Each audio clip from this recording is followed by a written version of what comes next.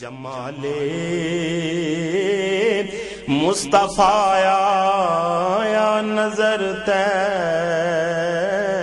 باقی گلیوں. بسم اللہ الرحمن الرحیم. الحمدللہ رب العالمین والعاقبۃ للمتقین والصلاة والسلام علی سید الانبیاء والمرسلین وعلی آلہ واصحابہ وازواجہ واہل بیتہ وذریتہ اجمعین.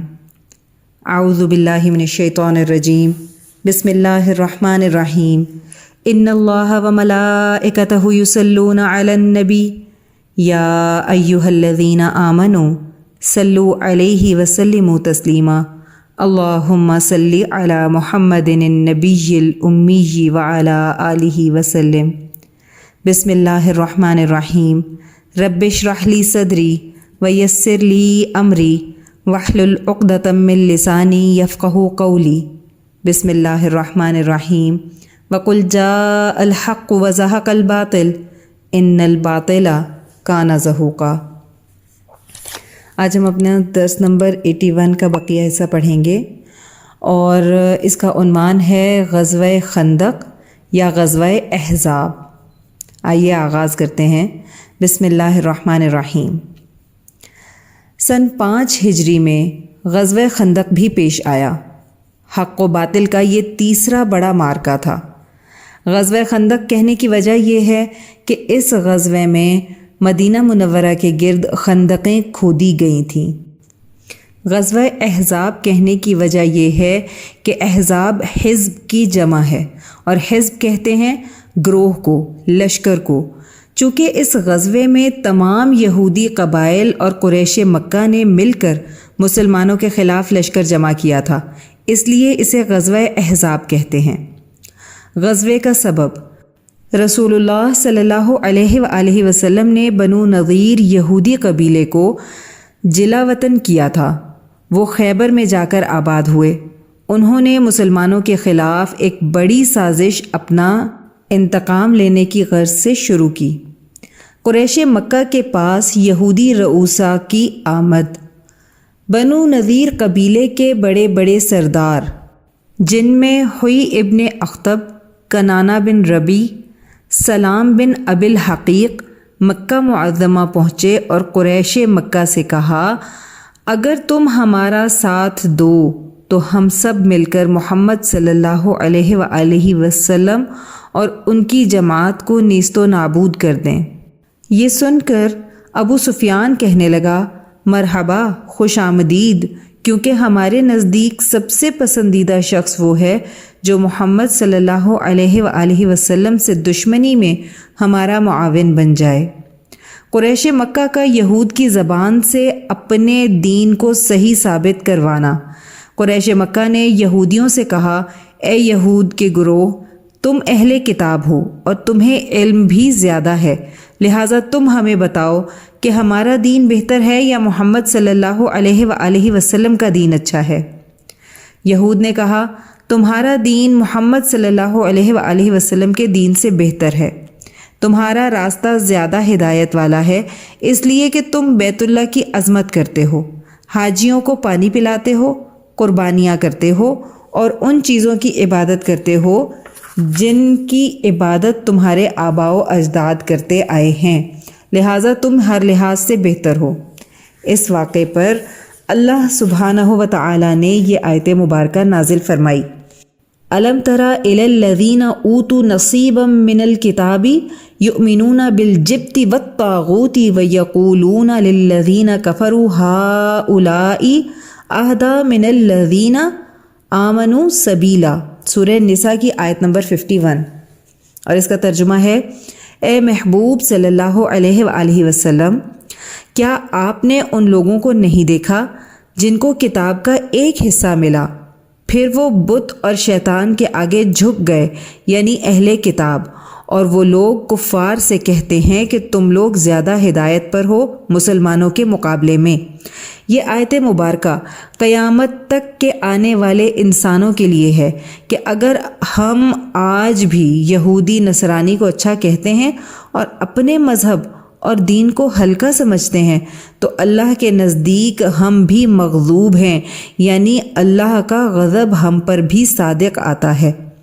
صراط مستقیم کو چھوڑ کر مغربی تہذیب کو اپنانا، دین سے دور ہونا، یہ سب اسی وجہ سے ہے کہ ہم آزادانہ خیالات کے مالک بن بیٹھے ہیں۔ اس لیے اس پرفتن دور میں اپنے دامن کو کسی اللہ والے سے جوڑنے میں نجات ہے، کیونکہ اللہ سبحانہ و تعالی کا فرمان ہے، یا ایھا الذین آمنوا اتقوا اللہ وکونوا مع الصادقین، سورۃ توبہ کی آیت نمبر 119۔ اے ایمان والو، اللہ سے ڈرو اور سچوں کے ساتھ ہو جاؤ۔ اس کے بعد ہمارے پاس ہے سلسلہ ترغیب و ترہیب، اور اس کا عنوان ہے مرشد اور اس کا فیض کرم۔ حضرت ابو سعید ابو الخیر رحمۃ اللہ علیہ کامل ترین اولیاء میں سے ہیں، اور حضرت ابو الحسن خرقانی رحمۃ اللہ علیہ کے ہم عصر بزرگ ہیں۔ ایک امیر زادہ آپ کی خدمت میں آیا، اپنی دولت، شان و شوکت کو چھوڑ کر صوفیانہ لباس پہن کر آپ کے پاس رہنے لگا۔ پہلے حضرت ابو سعید رحمۃ اللہ علیہ نے اپنے مریدوں کو حکم دیا کہ اس نوجوان کے ساتھ سب محبت اور پیار سے پیش آئیں۔ وہ نوجوان بہت خوش تھا اور یہاں بہت اطمینان محسوس کرتا تھا۔ اسی طرح ایک عرصہ گزر گیا۔ پھر حضرت ابو سعید رحمۃ اللہ علیہ نے اپنے کچھ مریدوں کو حکم دیا کہ اس کے ساتھ ترش روی سے پیش آئیں۔ چنانچہ شیخ کے حکم کے مطابق مریدوں نے اس کے ساتھ ویسا ہی معاملہ کیا، لیکن اس نوجوان کی طبیعت پر کچھ خاص اثر نہیں ہوا۔ اس نے کہا، خیر ہے، کوئی بات نہیں۔ چند دنوں کے بعد حضرت ابو سعید رحمۃ اللہ علیہ نے اپنے تمام مریدوں کو اس کے خلاف بدسلوکی کا حکم دے دیا، مگر خود بہت محبت سے پیش آتے تھے۔ لیکن اس نوجوان پر کوئی خاص اثر نہیں ہوا۔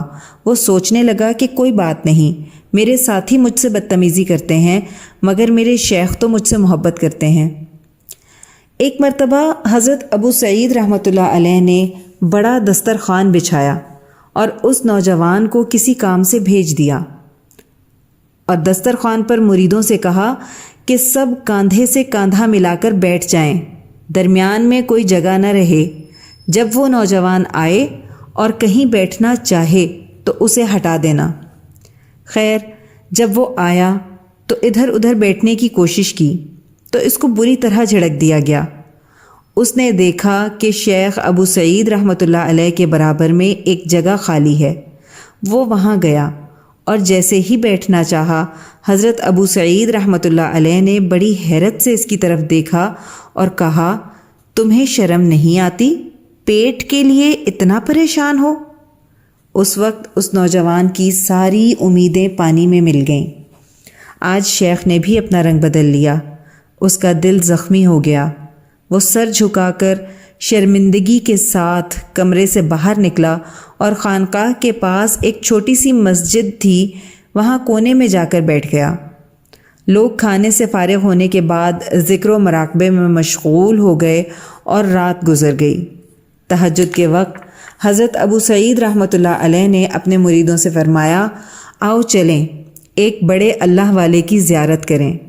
حضرت ابو سعید رحمۃ اللہ علیہ سب کو لے کر مسجد میں آ گئے اور دیکھا کہ یہ نوجوان سجدے میں ہے اور دعا کر رہا ہے۔